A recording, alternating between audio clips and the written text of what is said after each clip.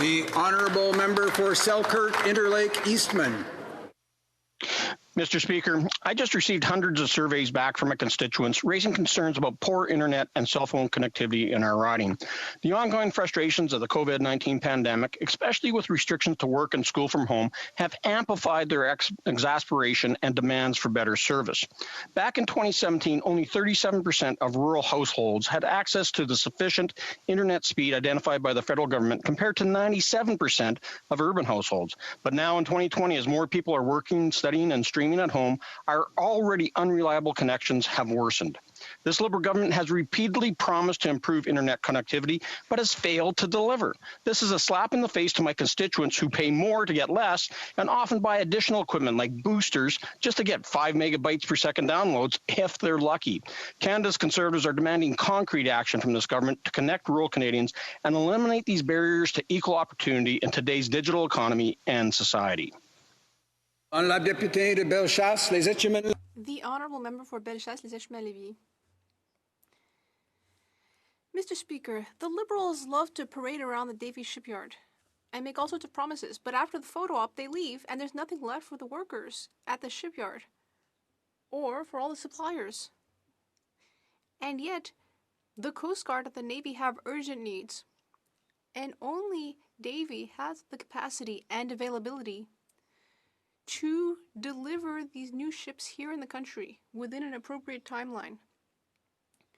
The Liberals are claiming that the Davies shipyard is integrated into the naval strategy. But because of them, ferries are being built abroad. Mr. Speaker, the Liberals need to take action.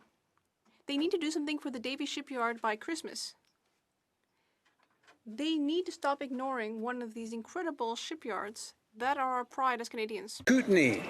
Mr. Speaker, a few days ago we lost Dr. Milo Wilkinson, former instructor of literature and peace studies at Selkirk College in Castlegar. Milo was an accomplished scholar, an award-winning author, and an educator whose students often said he was the best teacher they ever had. Now, the West Kootenay has long had a strong vein of peace activism. There are the Duceppe, whose motto is toil and a peaceful life. There were thousands of American opponents of the Vietnam War who found a haven in the Kootenays in the 60s and 70s. Milo and his wife Linda had the brilliant vision to build on this core of peace activism to form the Meagher Centre for Peace Studies at Selkirk. It has flourished since 1999, providing courses on transformative justice and peace studies.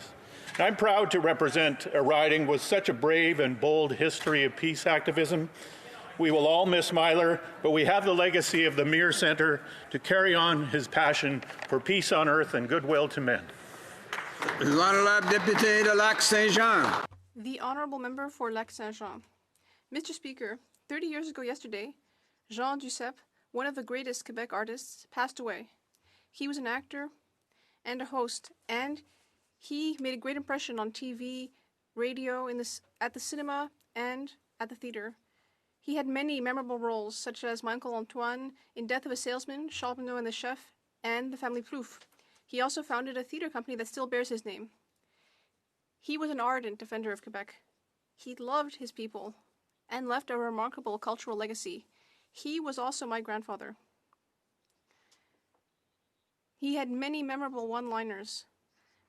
Towards the twilight of his life, I remember a particularly remarkable thing that he said, and it resonates just as powerfully as when I was a child.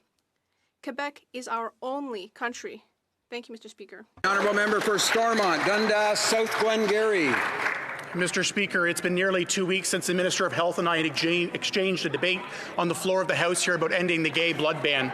This government was reminded that it's been 5 years since the Liberals promised not to study and research the issue anymore, but to end the discrimination and stigma that gay men face in this country. The Minister is aware of a safe, science-based solution that asks questions based on sexual behaviour and not sexual orientation.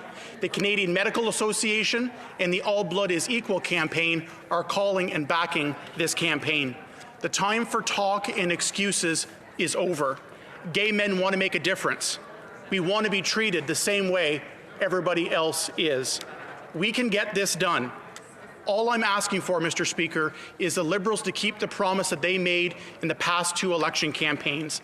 All parties are united in this. Let's make history and get this done.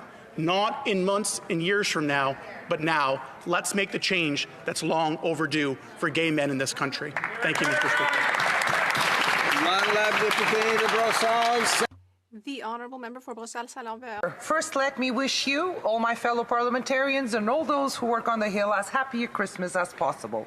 But just as importantly, I would like to wish my fellow constituents in Brossard and St. Lambert a healthy, safe and loving holiday. The year is drawing to a close and I think we can't wait to see it in the rearview mirror. What immense challenges and real threats to our security and well-being 2020 has presented to us. Season's greetings by Canadians for Canadians. Safe Space Cafe.